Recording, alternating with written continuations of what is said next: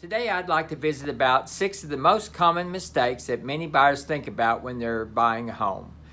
The first mistake is the mistake of taking on unneeded debt. And by just that I mean they may be thinking about buying a home sometime soon, and by that I mean sometimes in the next 2 months, maybe if it's even in 9 months or 12 months, and they go out and buy something they don't really have to have right now, and all it does is it causes them a debt to income ratio. It's such as buying a new car. All of a sudden you're not going to be able to qualify maybe for the house that you were really wanting just because you bought that car. Other things are furniture. They get all excited about buying a home and they think they've got to have some new furniture. Wait until you buy your home before you get that new furniture.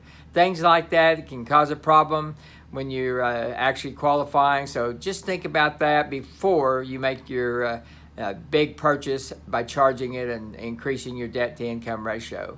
The next thing is buying something that maybe you're not really sure what you need yet, because maybe you haven't been pre-qualified. So maybe what you do is you become inflexible in what you're looking for. Maybe you're unrealistic about the house you want to buy. Maybe the price range is too high.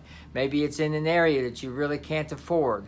Anyway, the first thing you got to do is don't be unrealistic, and you need to be flexible when you're thinking about buying a home. Which leads us to the third thing. That's by not getting pre-qualified. If you've not gotten pre-qualified before you've gotten pretty serious about buying, you may be making one of the biggest mistakes. The pre-qualification process is free, it's easy. It is very important though, because not only will it tell you how much home you can afford, it'll also tell you the type of home you need to be buying, because not all homes are eligible for all kinds of home loans. So you want to find out how much house you can afford, what kind of monthly payment fits the price range that you're thinking about, as far as your budget.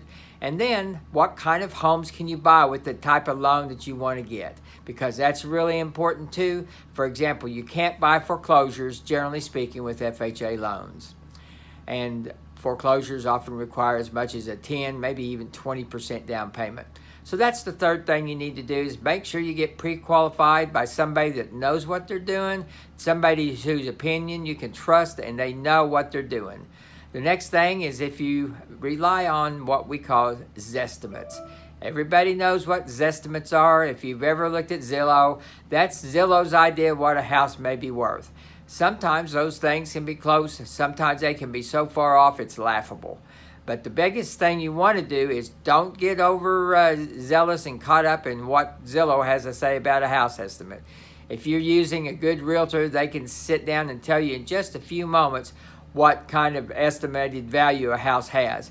Usually in less than 10 or 15 minutes, they can tell you pretty darn close. So don't be relying on Zestimates. The next thing is online lenders.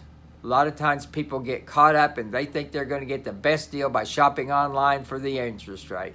That's just generally not true.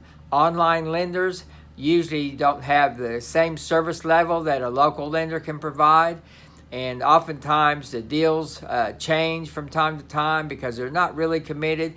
They're not worried about ruining their reputation for somebody in Oklahoma if they're located in Timbuktu, Idaho or something. But anyway, it doesn't really matter. Just get a local lender, somebody that's got a good reputation, somebody that's not going to ruin the purchase for you by giving you bad advice, because they know they live in the same community as you do and they want to make sure that they're giving good advice. And last but not least is people who don't think they need a home inspection or a termite inspection. Home inspections are very important. Home inspections are done for the buyer to let them know about the condition of the home. It's not the repairs that the seller has to make, even though that may enter into part of the discussion, but it's very important to know the condition of the home. You want to try to make sure that you're aware of anything in the house that might be a potential problem. If it's not a problem today, it could be a problem tomorrow. But that's basically the home inspection, is to tell you what the condition of the home is. As I said, it's not what the seller has to make in the way of repairs, because that's a negotiated item between you and the sellers, and your realtor will help you with that. But don't get all caught up in not doing a home inspection and maybe thinking you're going to save $300 or something like that, because it's just not worth it. That can cost you thousands of dollars in the future and could very well ruin the whole home buying process for you if you don't do the home inspection. Anyway, I hope those are giving you some good advice. If there's anything I can do to help you, just give me a call. You can always reach me at 405-210-5319. I'm always here to help. And don't be making too big of mistakes here, because home buying is important part of the actually your life and your family life. So you want to make sure that you don't make mistakes that can cost you thousands and thousands of dollars.